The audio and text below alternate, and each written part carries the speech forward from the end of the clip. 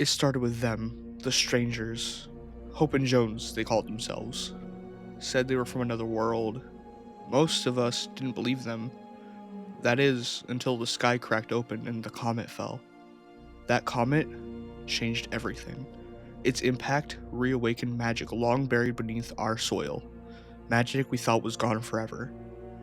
But it didn't just awaken power. No, it woke the demons. Warriors from the spirit realm that began pouring into our world. And the first thing they did was steal the comet and drag it back into their realm. That's when Hope met the spirit siblings, Kendo and Jade. They were the only ones left on this island who understood the old ways. The only ones who could help her understand the ancient magic pulsing through Oninoshima once more. Together, the three explored, studied, and tried to control this reawakened power.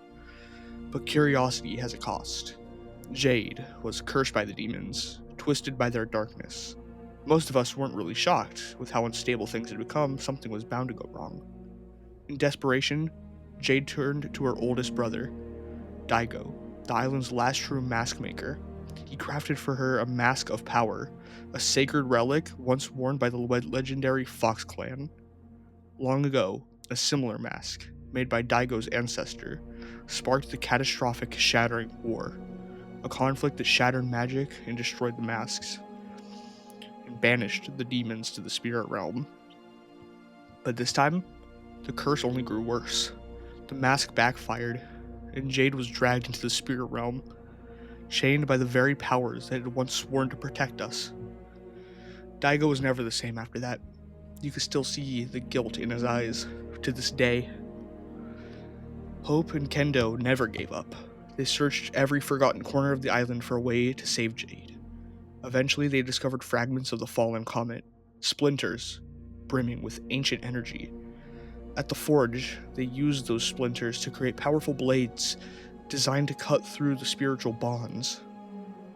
The blades were given to a demon named the Night Rose, wise, mysterious, and bounded by a cursed mask placed upon her by Shogun X, the demon commander. Once her mask was destroyed, she revealed that the blades should go to Daigo. She trusted him. Or maybe she knew he had something to prove. And then came the truth. Hope and Jones weren't just explorers.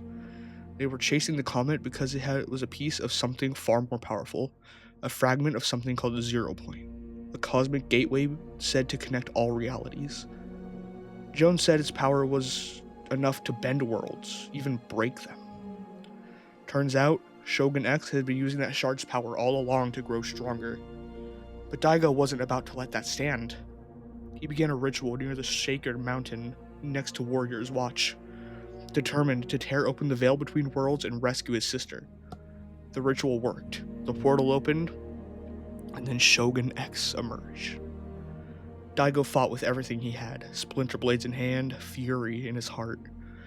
In the end, he won, but victory came at a price. Jade was free, the Night Rose was free, but Daigo vanished. And then, from the remnants of the gateway, gold, magical and radiant, pouring across the land. And that's when they came. The outlaws, greed-driven scavengers, but none worse than the Baron, Fletcher Kane. He hoarded the gold, dug it up by the ton, built an empire atop it, and it wasn't long before this mess attracted the attention of his old friend, Midas. Yes, that Midas, the Golden Touch, the master planner. He came from Hope's reality, drawn here by rumors of the Zero Point Shard. He didn't come to stop the Baron, he came here to claim the Shard. But upon learning that Daigo and Kane were working together to harness it, he made a deal with Hope and Jones. If it meant keeping it out of the hands of evil, he'd help. Meanwhile, Daigo, once the island's great protector, had changed. He'd seen something in the spirit realm, something dark, a presence older than anything we've known, and he became obsessed with it, believing that he could face it alone. Daigo promised the Baron power in exchange for gold, enough gold to repair the ruinous mask that once destroyed everything. We've since learned Daigo's been crafting new masks of power, one for the Baron himself. Some say these new masks are different, others say they're cursed. Now, as whispers of war stir again, Midas investigates Daigo's true plans. From what we've pieced together, Daigo intends to reopen the portal in the forest, using the ruinous mask to siphon power from the spirit realm. While he channels that power, Kane is set to guard him, fighting off anyone who gets close. And once that portal is fully open, Daigo will go inside, splinter blades in hand. He will confront the dark presence himself. But when that happens, beams of energy will shoot into the heavens, and the world beyond ours will take notice. Whatever's coming might just be worse than the demons.